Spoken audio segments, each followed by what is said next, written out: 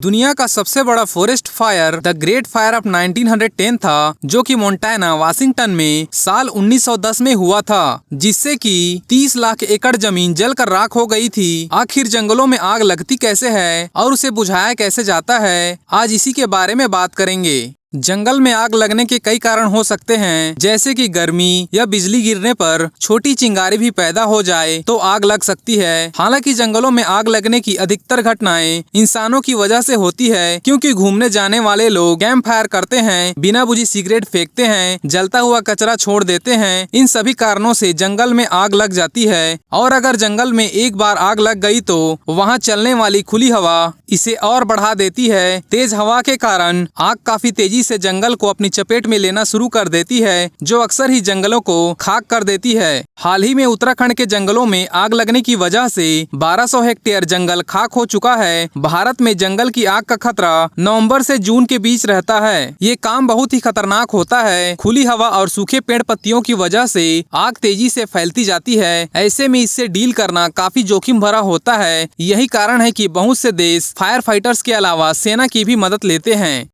भारतीय वायुसेना जंगल की आग बुझाने के लिए MI हेलीकॉप्टर का यूज करती है, जो भारी वजन उठा पाते हैं। और इसमें पानी स्प्रे करने के उपकरण के अलावा बम्बी बकेट भी होती है, यह जिसे हेलीकॉप्टर बकेट या हेली बकेट भी कहा जाता है। यह एक विशेष कंटेनर है जिसे एक हेलीकॉप्टर के नीचे केबल द्वारा लटकाया जाता है। इस बकेट की क्षमता 5000 लीटर या उससे भी अधिक हो सकता है।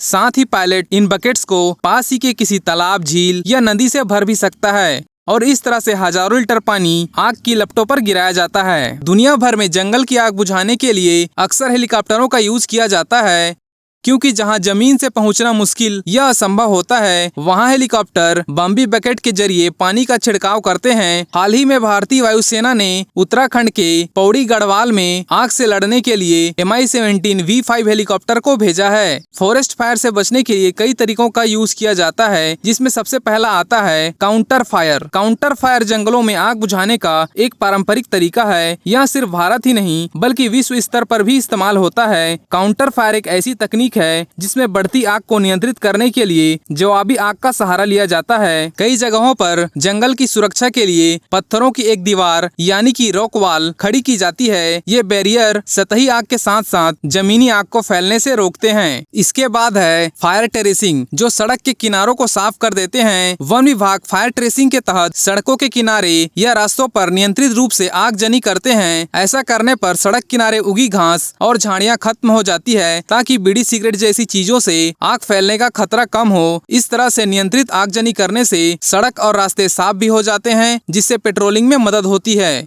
दक्षिणी छत्तीसगढ़, मध्य उड़ीसा, पश्चिमी महाराष्ट्र और आंध्र प्रदेश, तेलंगाना और उत्तराखंड के क्षेत्रों में जंगल की आग का सबसे अधिक खतरा रहता है। जनवरी में हिमाचल प्रदेश और नागालैंड मणिपुर सीमा पर लंबे समय तक आग लगी रही। उड़ीसा के सिमलीपाल राष्ट्रीय उद्यान में भी फरवरी और मार्च के महीनों में आग लगने की घटना हुई थी। मध्य प्रदेश में बांधवागढ़ वन रिजर्व और गुजरात में अभ्यारण्यों में भी जंगलों में आग लगने की घटना हुई थी। FSI आंकड़ों के अनुसार फॉरेस्ट फायर की सबसे अधिक घटनाएं मिजोरम, मणिपुर, असम, मेघालय और महाराष्ट्र में हुई है। Hope you like this video. Thank you so much.